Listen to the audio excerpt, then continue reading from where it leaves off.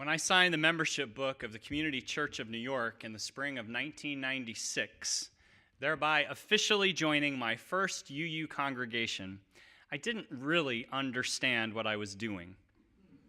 Not really. I'd been attending regularly for a few months, and I had appreciated the return to the weekly ritual of church attendance that I had abandoned when I went to college. I'd been grateful for the thoughtful messages of the Sunday services, which, while sometimes demanding in their invitation to apply the UU principles to my life, were liberating in their lack of expectation that I adhere to a singular interpretation of a sacred text or a minister's point of view. I'd been intrigued by the small group adult classes I had attended, including explorations of theology, which opened my eyes to new ways of thinking about religion. I'd volunteered a few times with the congregation's overnight homeless shelter for men, which reminded me of the blessings of my relative privilege, even as a money-strapped 20-something. I found that attending the coffee time after services in the noisy fellowship hall, while scary at first, had become important to me in ways that I could have never predicted when I first walked through the doors.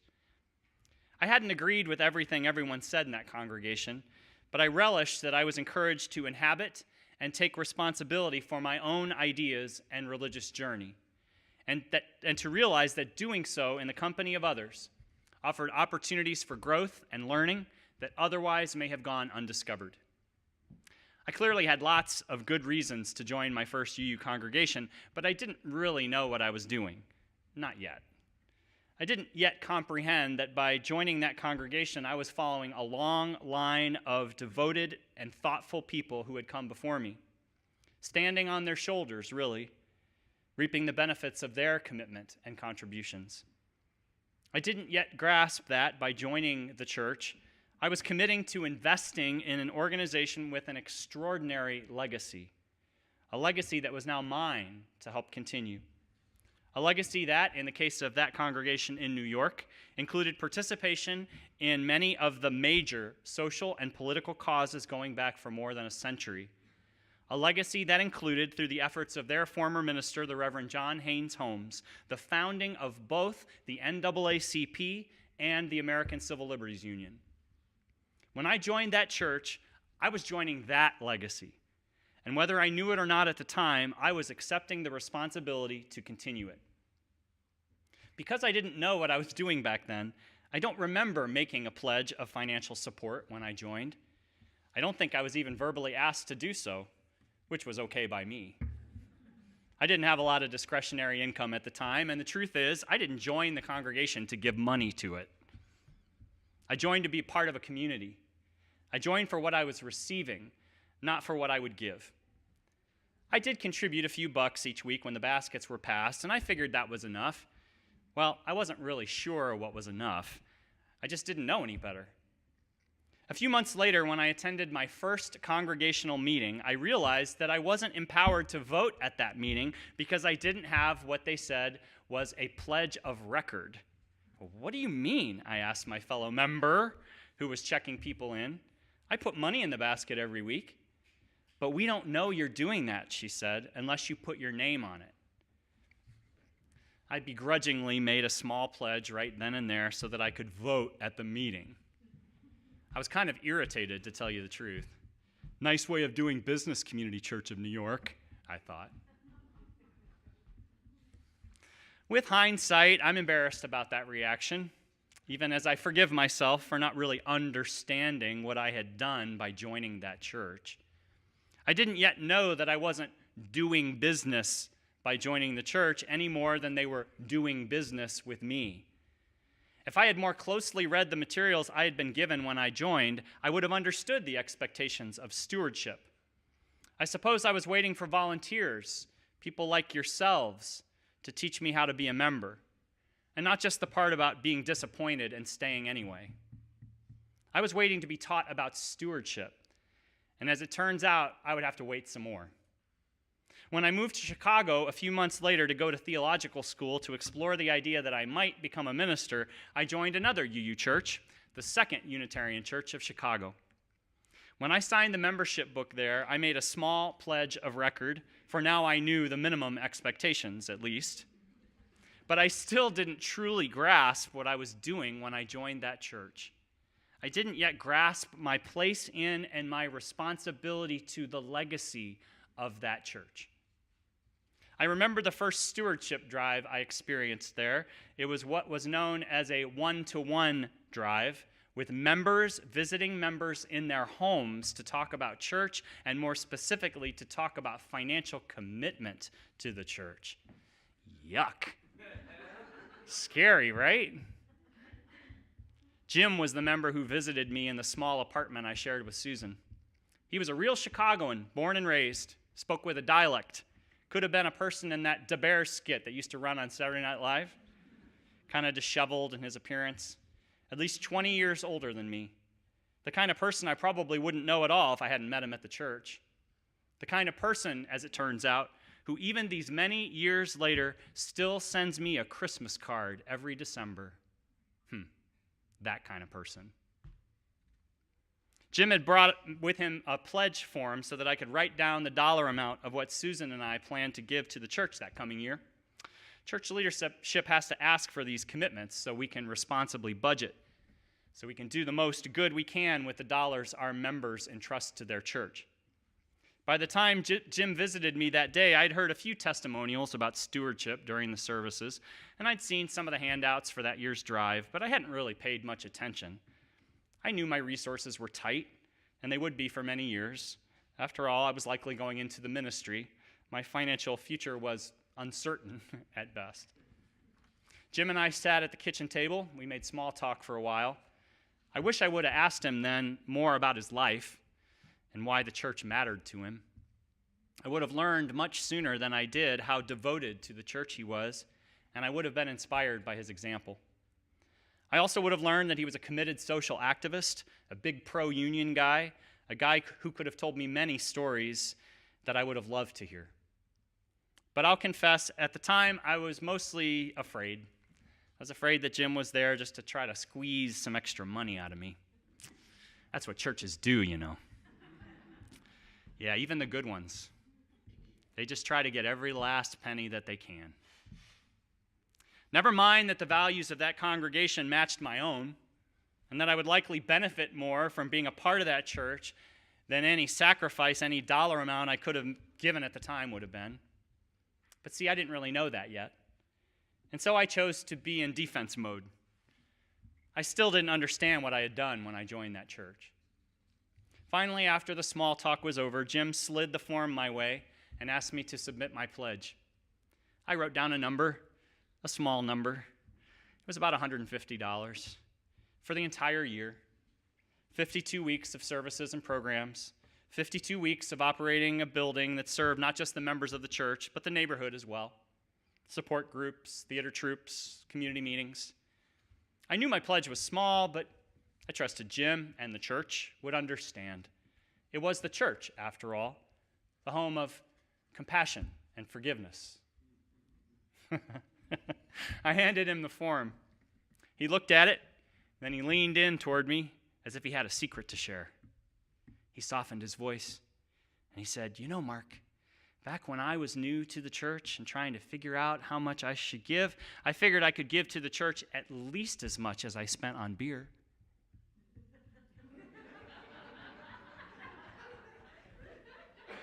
Then he slid the form back to me. Asked me to reconsider my pledge. So what do you think I did? Well, I raised my pledge. I more than doubled it, in fact. I'm not sure how much I was spending on beer at the time, but that's not really the point he was making. He was inviting me to put the church ahead of some of my less significant priorities, to think of my giving to the church as not just a token offering or the fulfillment of a minimum obligation, but as a commitment, as an expression of devotion for what the church already was in my life and what it could become. Did I resent him for asking me to give more? No, I didn't. No, I thanked him for his time. I thanked him for caring enough about our church to nudge me to consider how much I cared. I thanked him for suggesting, in his way, that I offer a pledge that was more of a stretch for me and therefore a better fit. I wish he hadn't needed to ask me to consider a larger pledge, and I'm not even sure that it was appropriate for him to do so. After all, a pledge is a personal thing. We are not here to pressure each other about our giving. Still, I'm grateful that he invited me to think twice about my pledge. I was new to being a member of a church at the time, and I didn't know much about pledging or what it takes to run a church. I had no idea yet how much some people give. I had no idea that some people give as much as 5 or 7 or even 10% of their annual income to the church, seeing their giving not only as an important part of their spiritual discipline, but also as a meaningful investment. An investment in what the church can do today and in the days to come, sure, but also an investment in an affirmation of what it has already done and stood for throughout its history. A legacy that was now partly mine to continue, whether I knew that when I joined or not. When I arrived in Des Moines in 2001 and began serving as your minister, I still didn't get it, not really. Susan and I did give more to this church, but as a percentage of our income, not that much. Certainly not that much more than we'd been giving to that Chicago congregation. I remember asking the church treasurer here when I started what the median annual pledge was at the time. I figured that would be a good pledge for the minister. I think it was around $1,000 for the entire year, 52 weeks of services and meaningful connections and coffee hours and meeting people I'd probably not otherwise meet, 52 weeks of social justice agitation and religious education for adults and children, 52 weeks of learning how to love more people more of the time. Over the next few pledge drives in successive years, Susan and I raised our giving each year, but not that much, really. There was no science in our decisions, not much passion either, to tell you the truth. Our increases were mostly arbitrary. Susan let me decide. I knew we needed to increase if we could, so we did. A few more bucks one year, a few $100s more the next. As our pledge amount rose, I thought we were giving a lot, certainly our fair share, and by some standards, we were. We'd moved beyond the median pledge by at least $1,000. We were giving enough so that when we occasionally got behind in our monthly payments, I would end up having to write really big checks that depleted our meager bank account. Sometimes after writing these checks, I even resented the church. Did we really need to give so much? It felt at times like I was paying my own salary. Once we switched to automatic payments, having our monthly pledge deducted directly from our checking account, we no longer fell behind, and I no longer had reason to resent the church. For the minister, that's a good thing. But the longer I have served as your minister, the more I have understood how the generosity of the members of this church has enabled our congregation to be the vibrant, welcoming, and justice-oriented church that we have been during our years together, and with your help, will continue to be. And the more I have learned what our church has stood for throughout our 140-year history in Des Moines, and how my giving to the church is a way to invest in that legacy and to continue it. Think of it. In August of 1877, this is before telephones, 19 people in Des Moines decided to begin this church, holding their first gatherings in an upstairs meeting hall on Locust Street downtown. It took 3 years for the group to be able to hire their first full-time minister and a few more years to own their first building. Can you imagine what those first 19 people hoped would come from their little startup church? Their bold risk-taking and commitment to create and build a congregation to help express and spread liberal religious values in a culture awash with conservative evangelism is a legacy of this church that is ours to continue. Even from their earliest years, this church's members focused on the right of women to full membership in society, including choosing women as some of their first ministers, including the Reverend Mary Augusta Safford, whose picture is on the wall right there in the back. She served here for 11 years at the turn of the century, along with her assistant, Eleanor Gordon. The Reverend Safford was very active not only in church affairs, but also in the wider community. She helped found Unity Circle, the most active women's group in the city at that time, and the strongest local force working for legalizing the suffrage of women. In 1908, Unity Circle, a group from this church, helped lead one of the first suffrage parades in the nation in Boone, Iowa. This standing up for the rights of women to full and fair participation in society is a legacy of this church that is ours to continue. The Reverend Curtis Reese, who served as minister here from 1915 to 1919, his words are the words that we sing to the doxology every week.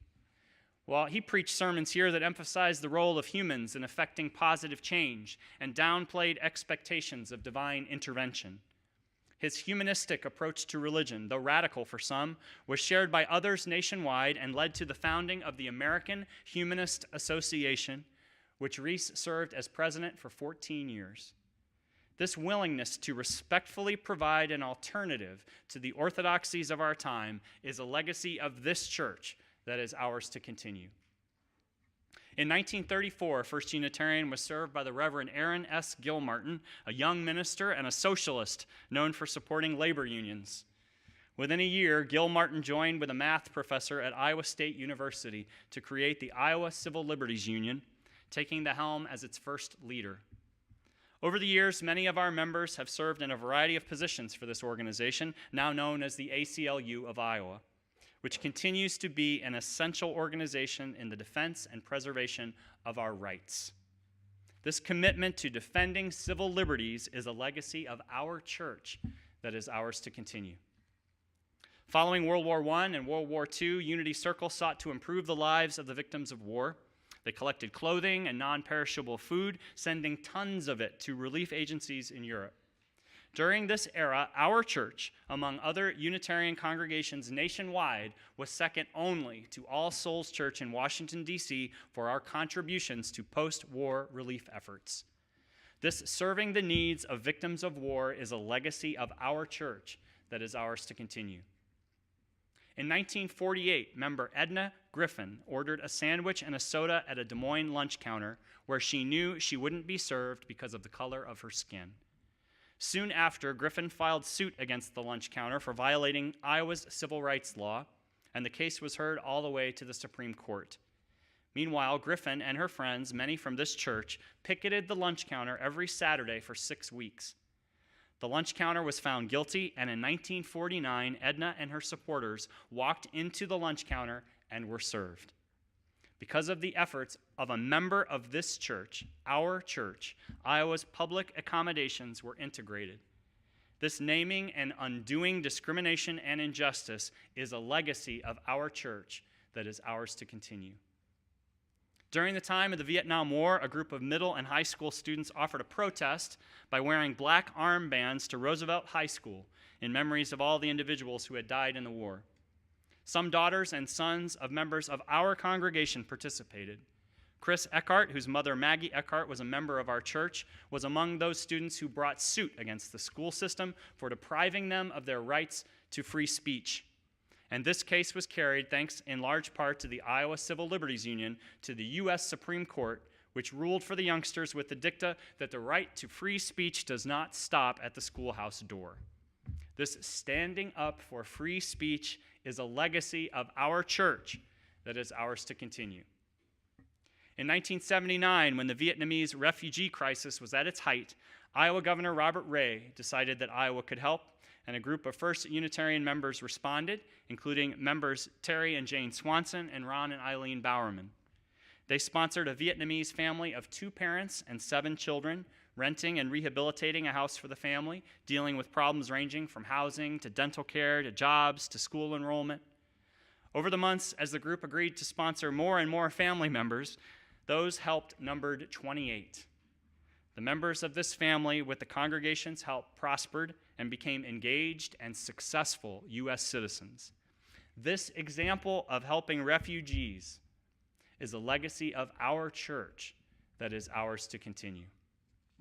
In the spring of 1991, an ad hoc committee was formed here to pursue the goal of our church being designated as a welcoming congregation, a relatively new LGBT support and advocacy program of the greater denomination at the time. Over the next year, a number of activities geared toward this goal took place here. They included a series of workshops, forums, and church services about LGBT issues, meeting with other churches in the community to share ideas and proposals for changes to the church bylaws to make them more inclusive.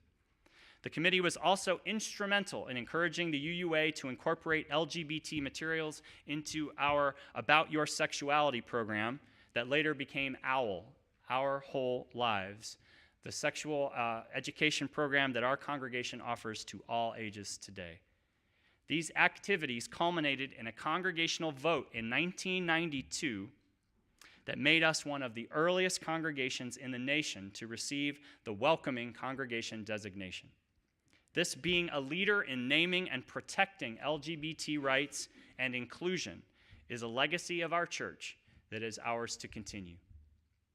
On August 31st, 2007, the day after a district court ruling declared the denial of marriage licenses to same-sex couples violated the state constitution, I had the privilege as your minister to officiate the first legally recognized same-sex wedding in Iowa history. Thank you.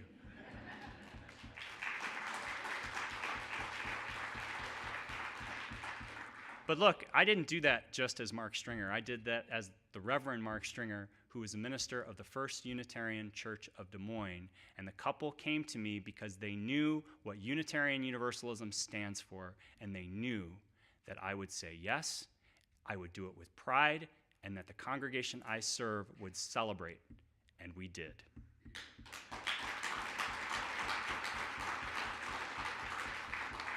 This willingness to be boldly out in front on behalf of our values is a legacy of our church that is ours to continue. In recent years, the efforts of our members to grapple with the racial disparities of our justice system, to declare our solidarity with the Black Lives Matter movement, to support death with dignity legislation, to seek more accessible mental health care options, and to partner with area social service agencies toward protecting the inherent worth and dignity of refugees, the homeless, and the disenfranchised are all now a legacy of our church that is ours to continue, a legacy that will be inherited by those who will follow us. A few weeks ago, I asked our church council, a group of members just like yourselves, to think about how we might best honor our 140-year anniversary as a congregation, which comes up this August. I mentioned the possibility of each week in our services sharing snippets of history, much like I just did, reminding those present of some of the incredible things our congregation has been a part of over the years.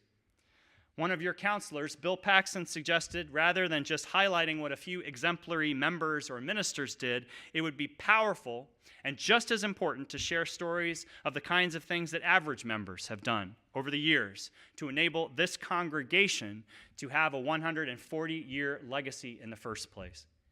I love that idea, even as I'm not exactly sure how to carry it out. See, I know the stories that keep a church up and running, and they are too many to name. I know because in my more than 15 years as your minister, you have taught me. I know through your example what it takes in time and talent and in treasure for a church to be vibrant and impactful and capable of a legacy worth continuing. I know what it takes. I know it takes what my colleague Rudy Nesmer has called long haul people. Long haul people. Hear his words. You find them in churches when you're lucky. Other places too, though I mostly only know ecclesiastical varieties. Long haul people upon whose shoulders and pocketbooks and casseroles and daytime, nighttime hours a church is built and maintained after the brass is tarnished and the cushions need restitching. They pay their pledges full and on time, even when the music's modern. They support each stewardship drive, though the sermons aren't always short. They mow lawns, they come to suppers, they teach Sunday school when there's no one else and they'll miss the service. Ask what they think of the ministers or the plans for the kitchen renovation or the choral anthem or the Christmas pageant or the color of the bathroom paint. They'll reply, individuals and fashions arrive and pass. The church, their church, will be here steady and hale for a long, long time. It will. For long haul people bless a church with a very special blessing. I'd say they bless the entire community with a special blessing. A special blessing that enables the church to continue its legacy. A legacy that, with our time, our talent, and yes, our treasure too, is now ours to continue. Over the next few weeks for this year's Stewardship Drive, members of our church are hosting connection parties. These are opportunities to gather in small groups with your fellow members to reflect on the importance of our church in your life and to make your annual financial commitments. We expect these gatherings will be fun and meaningful. Many of you may have already received your invitations, and I promise that no one will look at your pledge of support and ask you to give more, like Jim did with me those many years ago. That's not going to happen. Instead, it is our hope that at these meetings you will be thoughtful without pressure as you discern the intersection of your resources, your commitment, and your hope for our congregation's future and for all that it stands for. If you haven't been invited to a party yet and would like to be or need to attend a different party than the one you signed up for, a member of our stewardship team will be in the foyer following today's service to get you signed up. Please visit with them and find a party time that works for you. You'll be glad you did. And so will your church, your beloved church, with a legacy 140 years in the making, a legacy that is now ours to continue. May it be so.